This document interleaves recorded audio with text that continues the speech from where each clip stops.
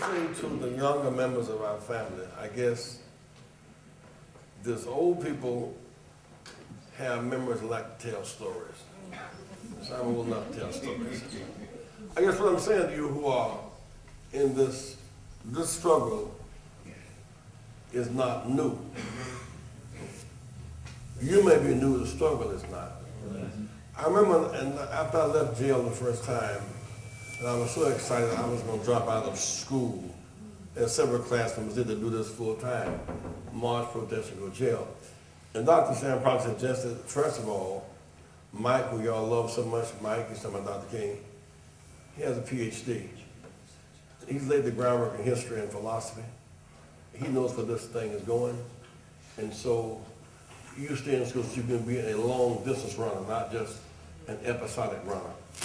And so this thing does have continuity. Now, as I think about we who are occupying today, in 1964, the Democratic Convention, you had an all-white Mississippi delegation.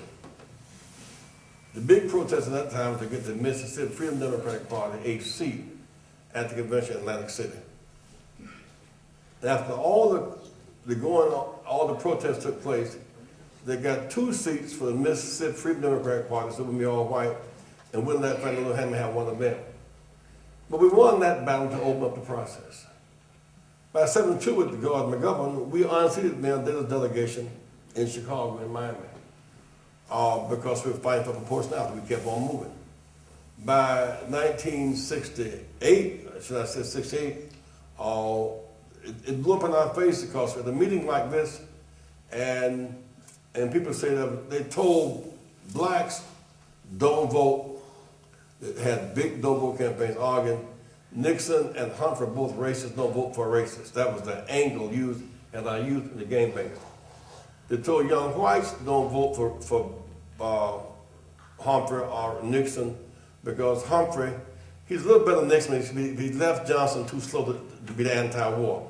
So he cut the edge off of the progressive whites, arguing that that Humphrey moved too slow, and told blacks that there was no difference between Humphrey and Nixon.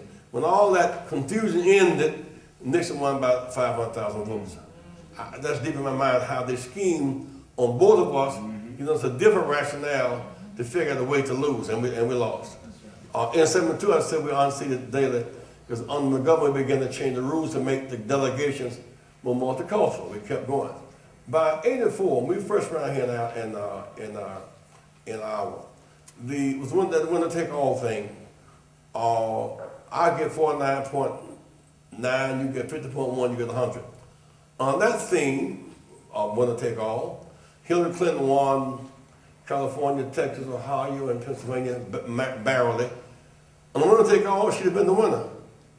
But under proportionality, we would democratize democracy, he was able to win. When London Grenier raised this proportionality back in 92 under Clinton, she got run out of Washington on that idea. Now, we're fighting for proportionality. Shiite, Sunnis, and Kurds in Iraq, but not in America. I mean, this thing gets complex, you see. And so here we are today with some big choices to make. Don't give up what you believe in, but don't believe in it so strongly you think you can do it by yourself. We cannot. Going by ourselves is not an option. There are a bunch of options, so there are many options. Repeat, there are many options. Going it alone is not one of them.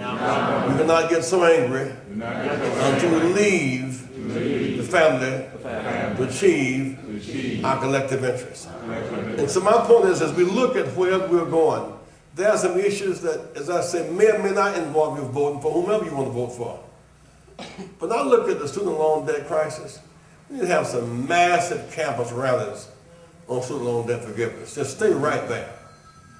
Others, because they're cutting on Medicare and Medicaid. We may need to go to some hospitals where people cannot get care because they're on Medicaid and won't treat Medicaid patients. Occupy that.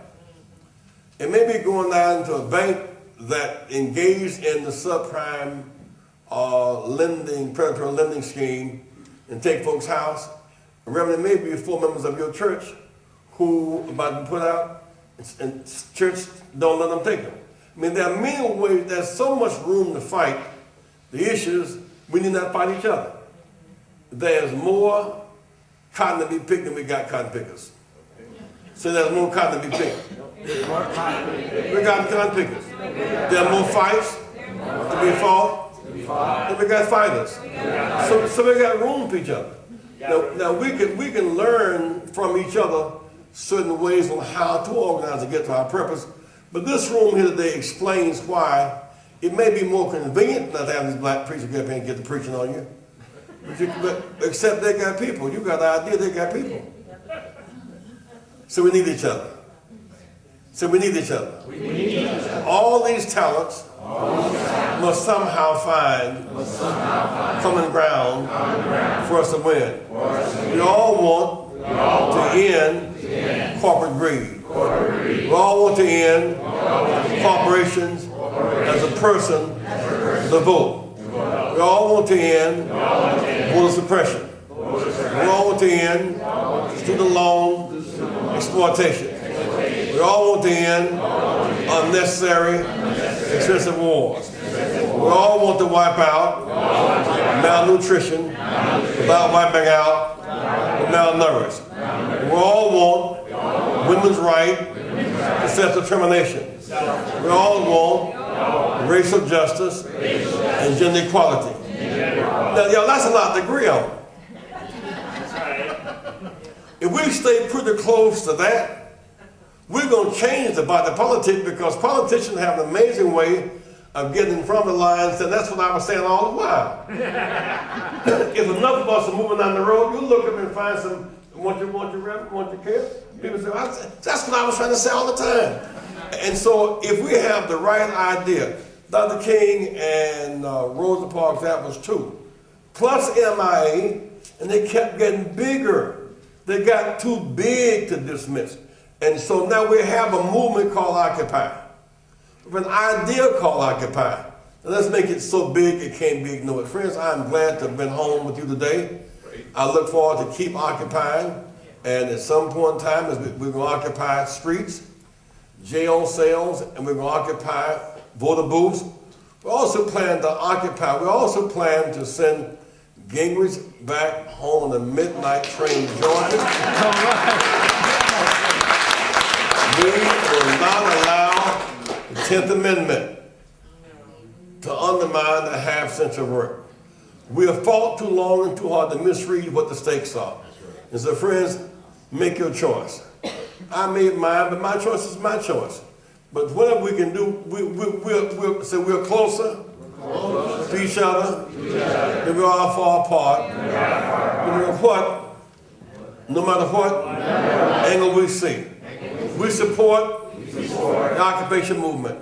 It is a source of conscience.